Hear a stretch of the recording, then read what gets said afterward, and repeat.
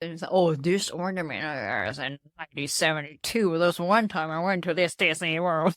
The story And behind. I got this when I was 5 years old. Like, God, Mom. That's 65 years ago. Don't tell everyone my mom's age. I'm sorry. This episode, we will be talking about 5 things that Taiwanese people least expect for Christmas. This is episode 37, talking about ho ho ho Christmas. Hello, everybody. I'm Anita. I'm one of the hosts on Taiwanica. Happy Christmas, everybody. I am a teacher and amazing talker, and recently recruiting more students. So hopefully it's more than just one. And also a life coach, help you build healthy and loving relationships. What's up, everybody? My name's Eric, the other host on Taiwanica, as well as a teacher on Amazing Talker, and finally, your life coach, focusing on spiritual coaching as well as mental health coaching and cancer guidance. And so today we are going to be talking about something very fun and festive. One of Anita's favorites. Yay! Yeah, so it's all about Anita today. She's going to be giving us the Taiwanese perspective of what is an American Christmas like and the things that she definitely didn't expect. This is your second Christmas in USA, right? Yes. Right, cool. So you probably have seen a lot of things in these last 2 years that you definitely didn't see in Taiwan, right? That's true. Oh, very cool. Well, I'm very excited to hear from your point of view. What are the things that, a foreigner would experience? Yeah, this year I've experienced something called hangover from the joy of Christmas, which I invented myself. Yeah, it's called too much sugar, that's for sure. Anyway, so the first thing is more like a misunderstanding, I would say. Like, I thought before that people should kiss each other if there was a mistletoe on top of their head, right? If you're under a mistletoe, you should kiss each other, sort of thing. So this whole time I thought mistletoe is wreath. Oh, wreaths. Wreath. You mean the ones that are on the door? Yeah. So this whole time I thought they're the same thing. Yeah, absolutely. Yeah. Wreaths are just decorations that are beautiful that people put on the front of their house door or even on the front of their car, which is really cool and that you'll see sometimes. But mistletoe is just a tiny little leaf that you hang, a place that you least expect. And then if you stand underneath it, and then someone else comes by, the customary thing to do is that you have to kiss that person, even if you don't want to. Even if it's your grandma. Even if your grandma. Because if you don't, then there's the superstition that some bad luck might happen to you. So you gotta kiss underneath the mistletoe. Yeah. And this is one of the traditions in the USA that I really want to bring back alive in our family. This is fun. It's really fun. We're definitely gonna do it. So this is the first thing because I was like, what? You're not the same? Yeah, That's a good one. All right, let's dive into number 2. Number 2. In Taiwan, I would say Christmas was started to become popular when I was a kid. Like kindergarten, we started to talk about, there was Santa, they give gifts on this specific day, and you have to be good in order to receive gifts. Yeah.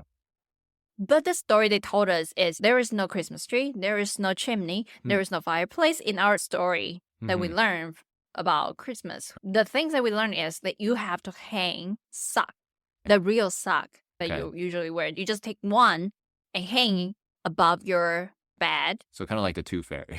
I guess they got confused with those two. A little bit. This is the story we've learned. So every year for Christmas, we'll hang sock, like real sock. And then we thought Santa will put gift into our sock. Yeah, because in real life, it's not. The real thing is not your sock.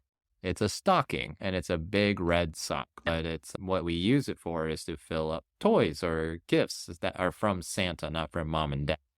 And then you basically put in all the stuff in there without wrapping them, and they usually go above the chimney.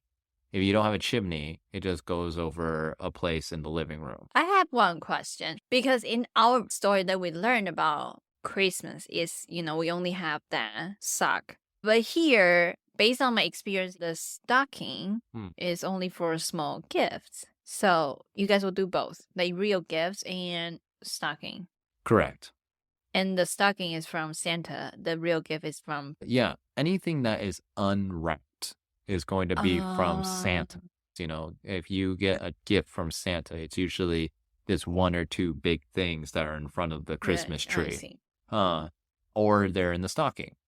To give you an example, a bike. Okay. If you see this Oh, brand new bike that is, unwrapped in front of the Christmas tree, that's from that's Santa. from Santa. Yeah. I Or if see. you get like AirPod Pros in your stocking, that's That's from from Santa. Santa. Okay. So it's a different level then. No, I mean, it just really depends on how nice you were that year. Oh, So let's dive into number 3.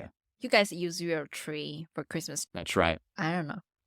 Because for me, it feels bad for the tree because, you guys go to like the farm and you pick up the so-called like perfect tree and you brought it back home and decorate it. And this tree only being used for this holiday. And afterwards, you guys have thing, you will recycle the tree. Yeah, we basically recycle this dead tree. It's sad. No. It's a very, very old tradition. That's why a lot of people these days actually don't use real trees. They'll use a recycled or like plastic I see. tree. That's like we this year bought a Yeah. plastic tree. And the reason why we used real trees is just because of, old tradition. And Mhm. also where we live in the United States, Oregon is the place where Christmas trees are produced. Really? Yes, we are the biggest Christmas tree producer in the Wow. In world. the world. Yes, so Wow. that's probably why you saw so many tree farms, is That's because we make them for everybody. But if you go anywhere else in the United States, more likely you won't see these. They will probably have a fake tree, or they will have a tree that's from here. That's interesting. I think it's cool that you guys use the real tree. You have something else like you can use some of the leaves from tree to make mistletoe. It's really fun. And it smells nice. Yeah, I didn't know that the Christmas tree smells great. Yeah. Totally freshens up your house. Yes, yes. It's fun to put up and decorate. Like in my family, I don't know if a lot of American families do this, but in my family, we collect ornaments. So one time a year, we will get an ornament to the family. So, and then we would hang it on the tree. And so our Christmas tree is usually very big and completely decorated in unique ornaments. Yeah, I love that about your guys' Christmas tree. That's our customary. Yeah. I remember your mom would put a box, pretty big up box, and it's like, oh, this ornament is in 1972. There's one time I went to this Disney World. The story behind I got this when I was 5 years old. Oh, good God, Mom. That's 65 years ago. Don't tell everyone my mom's age. I'm sorry. I love your mom. Okay, let's dive into number 4. Let's talk about the day you guys open the gift. In USA, you guys have a different time to open different gifts. Yeah, so we have basically 2 key times where we open gifts. And now the first one is just kind of like a teaser for the kids so that they will go to bed early and be good.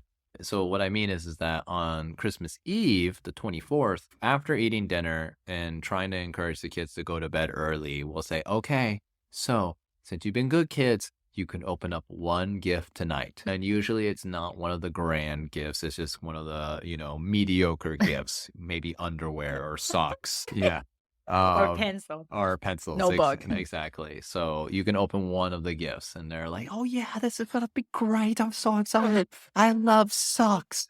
Okay. And only all kids were like that. And so that's the first time we open a gift. On the 24th. 24th night. And all the kids go to bed early, and then Santa comes and puts in more of the gifts. And then all the kids wake up very early to see when the gifts are there. And they get all excited and thrilled. They're like, oh my God, I can see the gifts.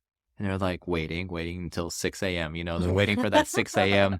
to click, because that's like the normal time where it's okay to wake up the parents. So 6 a.m. Ping. Wake up, wake up, wake up, wake up, wake up. Christmas. Yeah, so they all are like, let's go. And everyone runs down to the Christmas tree. And then now we do the whole opening of the gifts. That's the whole scenario. And you basically rip them all open. But yeah, that's basically it. And also you guys have different way of opening gifts on the 25th. Which is everybody was sitting down and there will be different people from different ages and how you guys deliver the presents. That's right. So usually, this is kind of like a custom in my family. Oh, I see. I don't know if this is in every family, but the custom in my family is the youngest is the delivery man or woman. And so right now the youngest who can like deliver gifts is my niece, and she's 7. And so she basically has to go find one gift for everyone. And then we open the gifts based on age. So since she's the youngest, she would open her gift first. And then the oldest, which would be my mom, she would open her gift last. That's fun. Yeah, it's very fun. So yeah, that's the custom in my family. I think other families do that too, but yeah. That's fun. Yeah, so what about number 5? Number 5. This is also, I think it's a misunderstanding, but it's the things that we didn't know about. We know the Santa, like the story we've been told when we were a kid is the Santa will come down from the chimneys and Santa will eat your cookies and milk. Ah, yes. We didn't know about that part when we were a kid. Really? Yeah. So I learned that when I was here watching all the Christmas movie. Nice. And that's when I realized that's the story you guys told your kids in America. That's right. So cute. Yeah, one of the fun things we like to do on Christmas Eve for the younger kids is to bake cookies, fresh cookies, and then leave out a cup of milk, usually warm milk, for Santa because that's his favorite. Cookies and warm milk. It's part of his like diet or something. And so that's what we like to give him. Yep. And so in the morning you'll wake up and maybe half of the milk is gone and some of the cookies are eaten, and he will leave his gifts, and sometimes he'll even leave a letter. And they'll say, thank you so much for your cookies. You've been such good kids this year. Just remember to always brush your teeth. And yeah, it's a very heartwarming sensation. Right. Yeah. It's so good. And so I'm guessing the parents will wake up earlier than the kids to drink the milk and eat the cookies. Well, if you don't believe in Santa. Sorry, Santa. I believe in Santa. Okay. I don't know. If you believe in Santa, definitely leave a comment down below. I think the biggest difference between the Christmas in Taiwan and Christmas in the USA is in Taiwan, it's just a day for us to party or do romantic things. More for like dates, right? With your boyfriend, girlfriends. But here, it has a deeper meaning and very sentimental and sweet and cute. It's why I really like Christmas in the USA. Yeah. Well, since we finished the 5, I just want to add some highlights of this year's Christmas about Anita. What did I do? Anita, as soon as Thanksgiving was over, Anita could not stop listening to Christmas music every single day. Eric was like, breakfast, lunch, and dinner. Eric was like, I wish Christmas be over soon. Would just listen to Christmas music all day long. I love how festive she is. I'm looking forward to what's going to happen next year that's going to add on to that. I will be the one who's singing. She's going to level up. She's probably going to wear reindeer antlers every day. Either way, I'm going to level up. This person better be ready. Over here, the host on Taiwanica, is a huge Christmas fan. I love Christmas. So fun. Yeah. What about you? Do you like Christmas? Definitely let us know. We had a very wonderful episode that we wanted to just share with you real quick today. Hopefully you enjoyed it. If you're listening on Spotify, definitely give us 5-star rating. If you're on Apple Podcasts, please be sure to follow. Or if you're listening to us on YouTube, please be sure to subscribe and leave comments down below. Leave a comment down below. Yeah, and also if you want to hear some more funny stuff, you can follow us buymeacoffee.com/Taiwanica. You can definitely enjoy more of our wit there. Christmas is fun. So we hope you had a great time listening to us, and we'll see you next time. Bye-bye. Bye-bye. Thanks so much for tuning in to Taiwanica. If you're enjoying the show, please feel free to rate, subscribe, and leave a review wherever you listen to your podcasts. That helps others find the show, and we greatly appreciate it. Thanks again for listening, and we'll catch you in the next episode.